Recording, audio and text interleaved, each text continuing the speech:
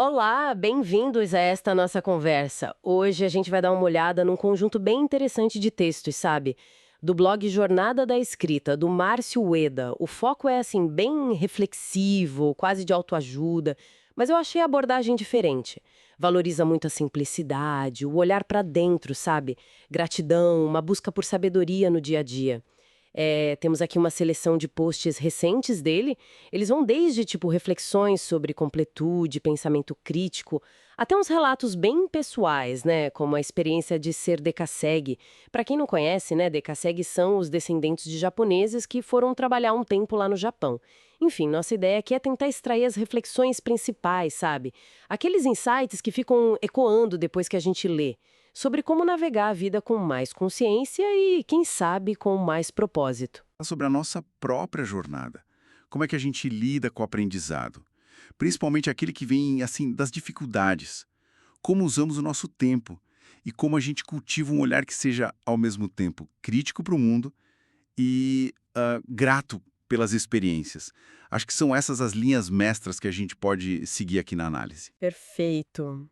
Ok, então vamos começar a desempacotar isso. Eu acho que o ponto de partida mais natural, que parece que costura vários textos, é essa busca interior, né? O autoconhecimento. Um dos conceitos que, olha, me chamou bastante a atenção foi o jeito que ele fala do nosso corpo físico, nossa primeira e última morada. Ele enfatiza que, tá, a gente pode viajar longe com o pensamento, mas a nossa base material de carne e osso é fundamental, é inescapável. É quase um lembrete para a gente não esquecer dessa nossa condição aqui na Terra, não acha? Sem dúvida. É um ponto de partida, assim, crucial nas reflexões que ele traz. Essa base material, ela conecta direto com a nossa identidade única. O autor sugere que entender nossas capacidades e também nossas limitações enquanto seres físicos interagindo com o mundo, isso é parte essencial do autoconhecimento. A gente recebe, como ele diz, a genética, nossa interface física para estar aqui. Reconhecer isso é valorizar o veículo que a gente tem para experimentar, para aprender e existir neste plano. É algo assim intransferível, sabe? E fundamental para a jornada de cada um. E essa valorização do interior, ela contrasta muito com a crítica que ele faz ao ego, né? Tem aquela história que ele conta que eu achei muito, muito boa para ilustrar isso. Alguém que alcança o que seria o topo do mundo, talvez sucesso material, reconhecimento, e aí, em vez de se sentir pleno, completo, encontra um vazio, uma solidão. E as opções que ele coloca na reflexão são interessantes. Ou desce ou fica olhando os outros de cima, com superioridade, ou então busca algo mais elevado, que ele chama de a própria existência. Isso bate forte na ideia de que a sociedade muitas vezes valoriza mais o status, o ego, do que a essência humana, né? Exatamente. E o desfecho dessa pequena narrativa é o ponto-chave, eu acho. A pessoa percebe que a verdadeira escalada não era da montanha física, mas sim uma elevação existencial. Algo que não depende de chegar num lugar externo, mas de um crescimento interno. Acessível a qualquer pessoa, em qualquer circunstância, sabe? Isso subverte completamente a noção comum de vencer na vida. Questiona se o tal topo que a gente busca não é muitas vezes só uma construção do ego, que na verdade nos distancia da nossa essência e da conexão com o todo. É uma crítica bem direta a essa valorização externa em detrimento da riqueza interior. Essa ideia de crescimento interior me leva direto para outro tema que está muito presente nos textos, a tal da aprendizagem significativa. E o que eu achei curioso é como as adversidades parecem ter um papel central nisso, quase como um motor para esse aprendizado. Como é que isso é desenvolvido lá nos textos? Ah, essa é uma perspectiva central mesmo. As dificuldades ele usa termos como sofrimentos, angústias, pressões. Elas são apresentadas não como se fossem punições, sabe? Mas como ocorrências permitidas por uma força maior que ele chama de o Criador. A ideia é que essas situações, por mais dolorosas ou, sei lá, incompreensíveis que pareçam na hora, elas carregam um potencial de aprendizado profundo. É quase um convite para a gente mudar nossa relação com o imprevisto, com a incerteza. Vê-los não como falhas no plano, mas como componentes essenciais da própria jornada de crescimento. O material até ressalta que nunca estaremos totalmente preparados para o imprevisto, o que reforça a necessidade de aprender com ele e não apesar dele, entende? Faz todo sentido. É encarar o desafio como parte do currículo da vida, digamos assim. E ligado a isso vem a questão do pensamento crítico. Adorei a distinção que ele faz. Criticar por criticar versus o que ele chama de verdadeiro trabalho intelectual. O exemplo do jogador de futebol é ótimo. Alguém critica uma jogada uma semana depois. Sim. E o jogador responde que, poxa, com uma semana para analisar, talvez ele fizesse diferente mesmo. Mostra como é fácil julgar de fora e depois do fato, né? Precisamente. A crítica genuína, como ele descreve nos textos, é esse esforço intelectual de analisar, de ponderar, conectar informações para formar uma opinião mais assertiva, mais fundamentada. Não se trata só de apontar falha, mas de um processo que ajuda a gente a compreender melhor a realidade, a fazer escolhas mais conscientes e, aí sim, gerar essa aprendizagem significativa que a gente estava falando. O ponto não é ter medo da crítica dos outros, mas sim desenvolver a nossa capacidade crítica de forma construtiva, para não desperdiçar energia mental com coisa pequena, sabe? Ou com a repetição de discursos vazios que nem são nossos. E essa necessidade de um olhar crítico, ela se estende até mesmo ao conhecimento que já está estabelecido, incluindo o científico. Um dos textos levanta uma questão bem provocadora. Será que a própria ciência está imune à influência de sistemas de valores dominantes? Ou de interesses que podem, sei lá, direcionar pesquisas ou até limitar certos avanços que vão contra o status quo? Não é uma negação da ciência, claro, mas é um chamado para a gente analisar criticamente todo o conhecimento que chega, questionando as origens, os possíveis vieses. Muito relevante hoje em dia, né? Com tanta informação circulando por aí. E conecta com outro alerta que aparece nos textos, sobre o que ele chama de desinteligência. A ideia parece ser que essa confusão mental, que é alimentada por pensamentos intrusivos ou por modelos externos que não fazem sentido para a gente, ela pode ser até uma estratégia para dividir as pessoas, nos mantendo ocupados com discussões superficiais ou presos em normas politicamente corretas que sonam vazias. A pergunta que lança é muito direta. Pelo que e para que discutimos coisas que nem nós mesmos acreditamos? É um chamado forte à autenticidade, sabe? E é identificar quando a gente está só reagindo a ruídos externos. Nossa, é um ponto poderoso sobre a autenticidade, sem dúvida. Mudando um pouquinho o foco, mas ainda falando de conexões internas e externas, vamos para a gratidão.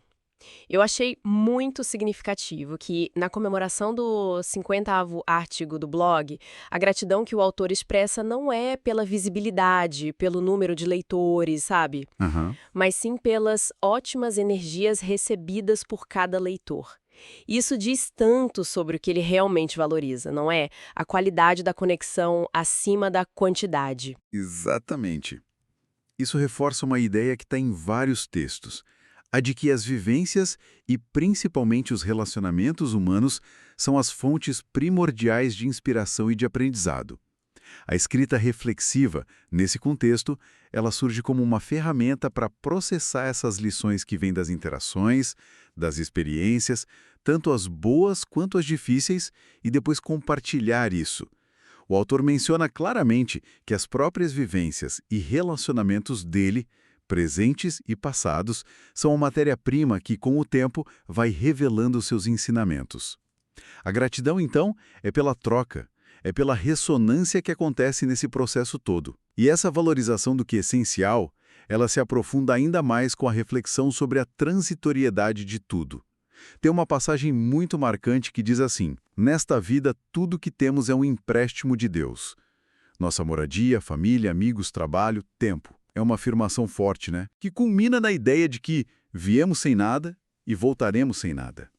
Isso desafia a gente a repensar radicalmente o nosso apego.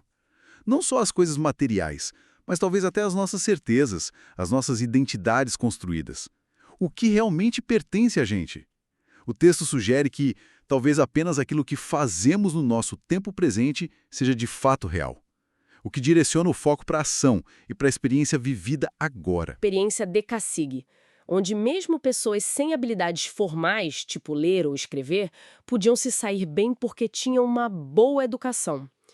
O que seria essa boa educação nesse contexto específico? Olha, nesse contexto, a boa educação parece se referir mais à formação de caráter mesmo, aos valores recebidos, ao respeito, à capacidade de convivência, que o autor chama de princípio da convivência, válido em qualquer lugar do mundo. A ideia é que essa base ética, essa base de respeito mútuo, permite que a pessoa aprenda com a própria vida a navegar situações desafiadoras, a lidar com perigos, a interagir com gente diferente, mesmo num ambiente totalmente novo e sem garantias, como a ir trabalhar em outro país. É como se essa formação fundamental complementasse outras limitações, sabe? Permitindo a adaptação e o aprendizado contínuo pela experiência direta. É um recurso interno muito valioso. Entendi. É a educação como base para a interação e para o aprendizado pela vida. Falando em navegar pela vida, o tempo é outro elemento sobre o qual o blog reflete bastante. Passado, presente, futuro, como as lembranças nos formam, nos conectam a pessoas, a experiências. E eu achei interessante a observação de como algumas pessoas parecem rejeitar o passado, né? Vendo como perda de tempo ou algo que só interessa aos mais velhos. Qual a perspectiva do autor sobre isso? A perspectiva que ele apresenta valoriza muito o passado como parte integrante do que a gente é. Rejeitar o passado seria como rejeitar as próprias raízes e as lições que nos trouxeram até aqui, até o presente. As lembranças são vistas como conexões vivas, e a reflexão vai até além, sabe? Tocando em conceitos da ciência sobre a relação tempo-espaço. O texto levanta a pergunta: será por isso que, às vezes, temos a impressão de que passado, presente e futuro coexistem em planos paralelos? Não é uma afirmação científica, claro, mas é uma abertura para a especulação, que convida a gente a pensar nossa existência, nossa consciência, de uma forma talvez menos linear, mais integrada, onde o passado informa o presente e os dois moldam nossa visão de futuro. E voltando para o fio condutor das adversidades, que realmente atravessa muitas dessas reflexões, a mensagem que fica não é de pessimismo nem de resignação. Pelo contrário, é de busca por equilíbrio e esperança. Os textos reconhecem que todo mundo enfrenta momentos difíceis, provas, como ele chama, mas afirmam que é possível sim encontrar um centro, um equilíbrio no presente, mesmo sem entender completamente o porquê dessas provações todas. A chave para isso, segundo um dos pensamentos que ele destaca, está numa força interior. Sem a força que habita em nós, não teríamos a capacidade para enfrentar nossos desafios, adversidades e limitações. Há uma confiança implícita num plano maior, numa inteligência que guia os acontecimentos e na nossa capacidade interna de lidar com eles. Então, se a gente tentar amarrar tudo isso, o que emerge dessa exploração dos textos da jornada da escrita? Para mim, fica um chamado muito, muito forte à introspecção, a olhar para dentro mesmo. É sobre valorizar nossa existência física, nossa essência única, cultivar a gratidão genuína pelas experiências, pelas conexões, desenvolver um pensamento crítico que busca entender de verdade, não só reagir, e talvez o mais importante, encontrar força e sentido justamente nas dificuldades, confiando nessa capacidade interna que, segundo ele, todos nós teríamos. É uma ótima síntese, sim. A visão apresentada nos materiais desafia frontalmente essa corrida maluca por validação externa, por conquistas que só servem para inflar o ego, aquela imagem de subir a montanha só para se sentir vazio lá no topo. Em vez disso, propõe um caminho de crescimento que acontece de dentro para fora. É sobre entender quem a gente é na nossa essência, qual o nosso lugar nesse tecido maior da existência, e usar as experiências, todas elas, boas e ruins, como degraus para esse entendimento. Nesse sentido, a sabedoria que é mais do que só acumular informação, né? É apresentada como a bússola fundamental. Como diz outra passagem que ele cita, nenhum conhecimento é maior que a sabedoria. É a capacidade de aplicar o conhecimento com discernimento, com propósito. Isso deixa a gente com uma reflexão final, que vem direto daquela ideia da transitoriedade, né? Se a gente levar a sério mesmo essa noção de que tudo nesta vida é passageiro, é um empréstimo, nosso tempo, nossos bens, nossos relacionamentos, até o nosso corpo, como é que o reconhecimento profundo disso poderia, na prática, alterar o peso que a gente dá para as nossas conquistas diárias? o nível do nosso apego às coisas e às pessoas, e talvez até a intensidade com que a gente vive os nossos conflitos. Fica aí algo para cada um pensar um pouco na sua própria jornada.